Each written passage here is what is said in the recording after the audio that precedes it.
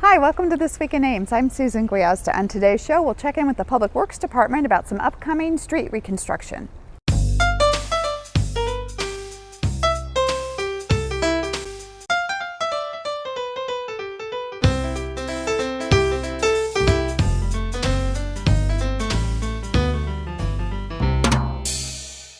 My guest today is Eric Cowles, civil engineer with the City of Ames Public Works Department. Eric, welcome to the show. Thanks for having me.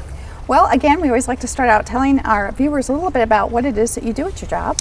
Sure. Essentially, my responsibilities lie with overseeing the design of all street-related projects within the city, whether it's a street replacement or rehabilitation, as well as water and sanitary sewer rehab projects. So this is kind of your busy season. I know it sort of starts in the spring. We had a little bit of a slow spring this year. Mm-hmm. Yes, we did. Quite a bit of rain. And that delayed some projects a little bit. Yep, absolutely so. But we're moving forward, and one of the big projects that we have on the docket is Lincoln Way. Yes, we just had our pre-construction conference with the contractor last week, and in that meeting we discussed the project and their intentions to get that reconstructed. To back up a half a step, the project is a resurfacing project on Lincoln Way from Franklin to Hayward. And we'll be doing some minor storm sewer improvements, some curb and gutter repair. But essentially, most of the work is going to be taking the existing surface off and putting a new wearing surface back on. Now that, for those of us who drive on that, is a bit of a bumpy ride. It is, and once we're done, it should be much smoother. And I think it's important to point out, which I didn't understand, is that we're not actually closing Lincoln Way. Traffic will continue throughout the extent of this whole project. That's correct. The contractor is going to maintain a lane of traffic in each direction. At this point, they're not sure whether it's going to be, say, the outside lanes maintained and then the inside lanes maintained, or if they're going to shift traffic onto the westbound lanes or eastbound lanes, depending on how they want to phase the work. That's to be determined yet, but once they figure that out, how they want to put the project together, they'll act accordingly. But we will maintain traffic one lane in each direction all the time. But of course, it's important to remember that that's usually 2 lanes of traffic now down to 1, so expect congestion, expect some delays. Yes, absolutely. There's going to be some slower times coming through there. Obviously, the morning rush coming in towards the Iowa State area and then the evening rush coming out. So if you have an alternate route, that'd be nice if you could utilize that during this time. But we do these projects in these areas during the summer months intentionally so that we can avoid a lot of the additional traffic with students that are in town during the school year.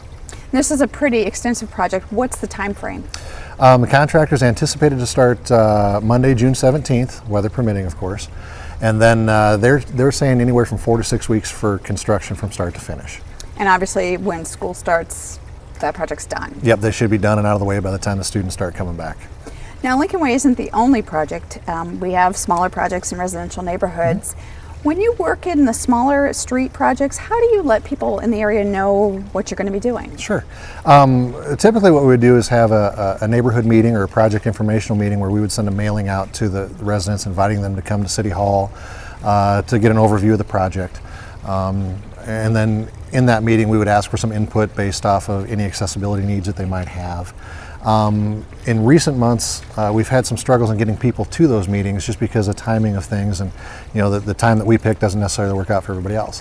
What we started doing now is what we call a virtual project meeting, where I will meet and we will sit down and do a little television spot for the project itself, in which we would lay out all of the parameters of the project, put contact information, asking for any input that we might need or that might be valuable.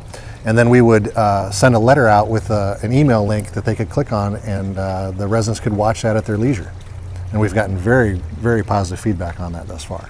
So this kind of idea of a virtual meeting, is that open to anybody that wants to see it, or is it really limited to those people who are involved directly with the project? No, it's posted on the webpage.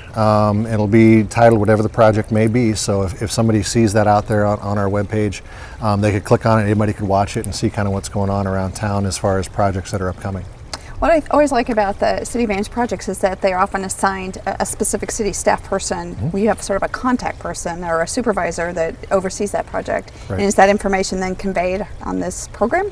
At that stage of the game, I would be the contact, or we have another engineer that works with me. She might be the contact. At that stage of the game, it would be one of the two of us. But once they hit the street for actual construction, you're absolutely right, then we would have a project inspector or our construction supervisor as lead contact for those.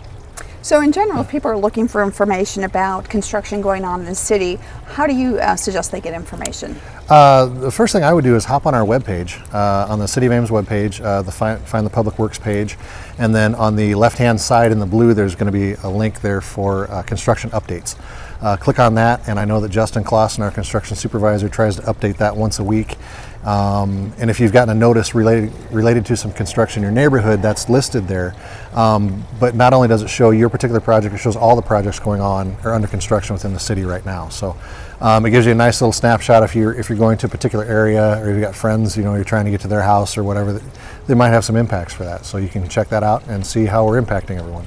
Well, and the idea that it's updated weekly gives you then the status of the project for that week. Absolutely, absolutely. And he tries to hit it every week, but once we finally dry out and are able to do some construction work, it takes a little time to get back and get those things done. But